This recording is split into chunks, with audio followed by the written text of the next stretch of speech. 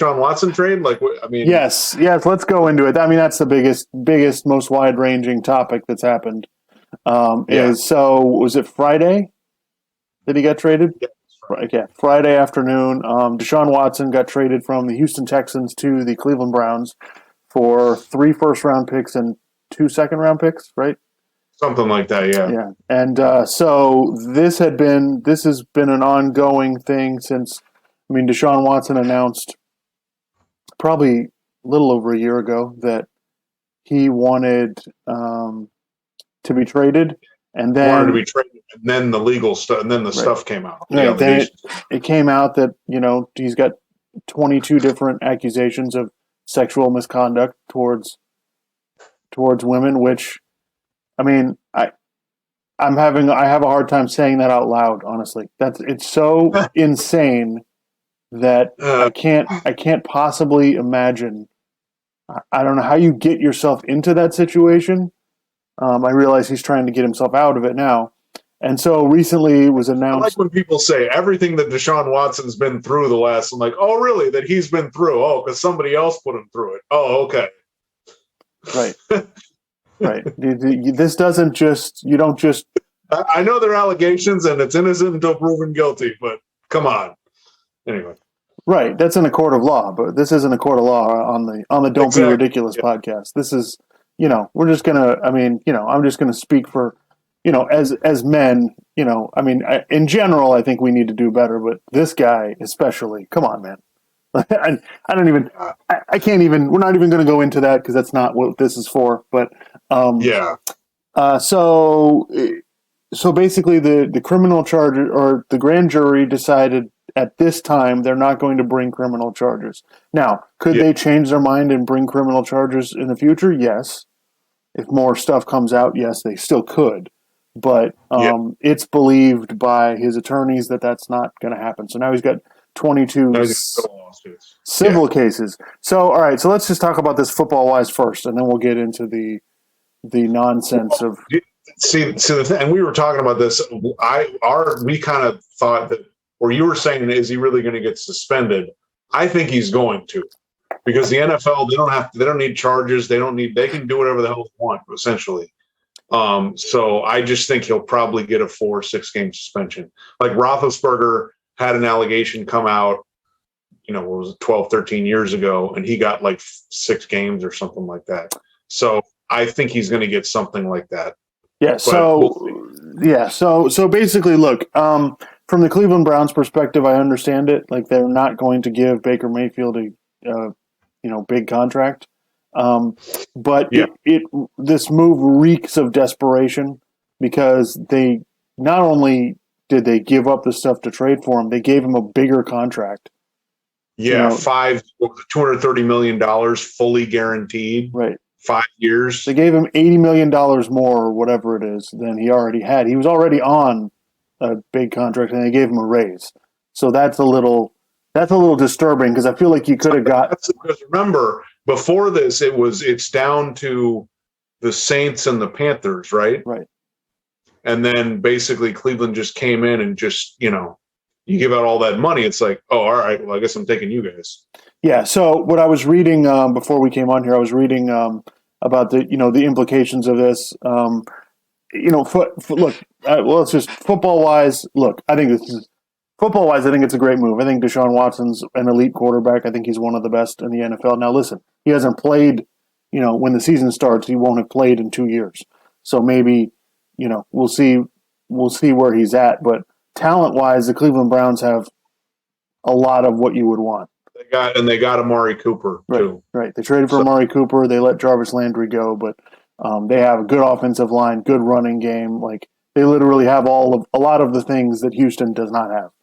So the only reason that I wouldn't say that they're like, I'm hesitating on the Super Bowl contender is the possibility of a suspension. And then it's like, well, what are they going to do while he's suspended? Are they going to be able to tread water, But and second of all, new team, new system, whatever else, But I mean, the potential is right there for them to be a Super Bowl contender just based on the roster, especially within the next couple of years, because they gave up a bunch. So that means they're kind of mortgaging the future a little bit, which is fine if if you could be good enough to win the Super Bowl.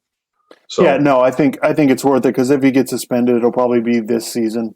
So they may, and that was one of the things. Even if they didn't give him more money, they would have had to restructure it. So they restructured his deal, so he's only got $1 million base salary for this year. So even if he gets suspended, it doesn't kill their salary cap. Right.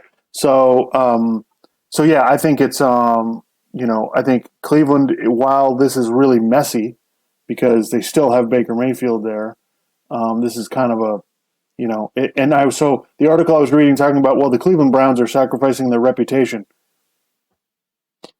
It's not like the Browns had a sparkling reputation before this. So it's like they're sacrificing their reputation. Their reputation is what? Like, they've sucked forever. Their owner is, they don't have a good reputation no matter what. So I don't know that it really, but it's just kind of. I understand it because basically, say they win the Super Bowl with Deshaun Watson, like I kind of feel like one of the first, like when people are writing articles or talking about it, it's going to be like, oh, they won the Super Bowl, Deshaun Watson, but he has this other stuff hanging over it, so it kind of makes people, whatever. That's just the way it's going to be, I don't know. It just is what it is. Like, you can talk about, is it right or wrong? Should he be playing football? Should he not be playing football? Look, if a team's willing to pay him, and I'd rather he have a job than not have a job. So I don't understand what's the, but anyway, football it's really good, and like I said, if depending on what happens with the suspension, they may be a Super Bowl contender this year, although their division's kind of, you're entering a division with Lamar Jackson and Joe Burrow. So, and then the Steelers, look, we can get into Mitch Trubisky, but the Steelers have a good defense. They had a good defense last year. They made the playoffs, barely, but they made the playoffs. So that's kind of a tough division. So we'll see. Yeah. And the AFC is really tough anyway, with the AFC West, the AFC, and then now you got the AFC North, you got the Bills, you got, Yeah,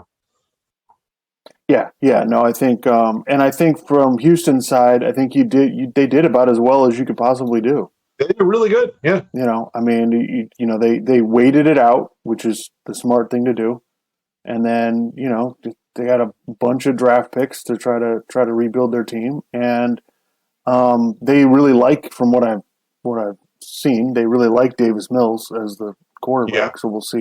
So we'll see how it goes. But yeah, I think they did. They did about as well as they could do. And I'm sure that Cleveland's coaches are salivating at the idea that, this guy is going to be. But, as far as the NFL suspending him goes, I mean, look, the way I looked at it was, okay, these are civil cases. What if he settles all of them?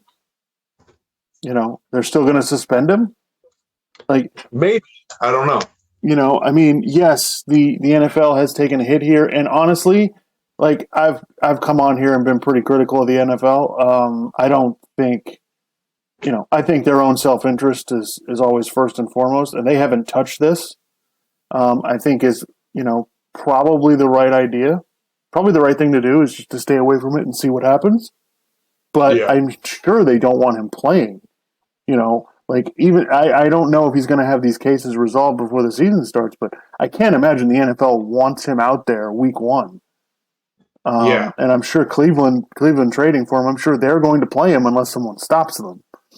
Absolutely, yeah. So we'll see. I don't know. I'm not convinced the NFL is gonna do the right thing. They should have suspended him indefinitely and just made it simple. They should have just suspended him indefinitely until you resolve this. You can't play. That's what they should have done. I don't know why they haven't done that.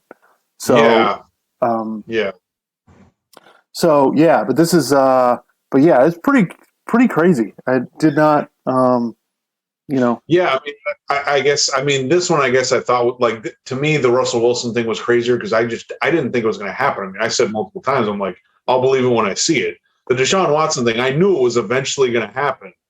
It was just a matter of when because of all the legal stuff. Yeah, I mean, and I mean, as far as the teams you could go to, I mean, I like Cleveland as, better than the other ones. I mean, I think I wasn't really high on the Saints, the Panthers, or the Falcons because, the Saints, they don't have Sean Payton anymore. I mean, that's the best team. The Saints have the best roster, probably. Them and the Browns have really good rosters, so I get him going there, but they don't have. But the coach of the Saints, he was the coach of the Raiders at one point, and he was terrible. Yeah. So right. So that I kind of was surprised that they were even in contention, because I don't know when they're going to get Michael Thomas back, and they have a bunch of question marks. The Panthers are just not good. I didn't understand why he would, he's going to go to another team with a bad offensive line. Like that didn't seem to make sense to me, and it looked like the Panthers are going to fire the coach any minute. The Falcons, I get why people like that, but that team isn't any good either. So, like, they have no talent. Like, they have, their tight end is their best receiver, the kid that they just drafted, last year. And so I just didn't, and then there was no way they were going to be able to have Matt Ryan and Deshaun Watson on the roster at the same. So none of those other choices made sense. The Cleveland Browns actually do, to me, kind of make sense. Yeah. And yeah. I mean, I guess I could still see the Panthers. Well, I don't know. I guess the Panthers defense is okay, but yeah, the Saints have a good roster. The Falcons, like, their offense was pretty good, but like when they had Calvin Ridley, and I mean, they don't have him now because he's suspended for all of next year because of the gambling thing. So, and then they just have that tight end. So, but I am kind of interested moving forward with Matt Ryan if the Falcons are actually willing to try to part with Matt Ryan. Like, that could be interesting because if you put him on the right team, they could be pretty good. Like, I guess I've sort of heard maybe a little bit of maybe there's potential interest from the Colts potentially, but I haven't heard anything that's like, whatever. So that could be an interesting move. I mean, I think the Colts have a better roster than the Falcons right now. So yes, the most interesting thing. We'll see if that happens. Matt Ryan's salary is so like ginormous that it's just, I feel like it's going to be, teams are going to struggle to fit that in.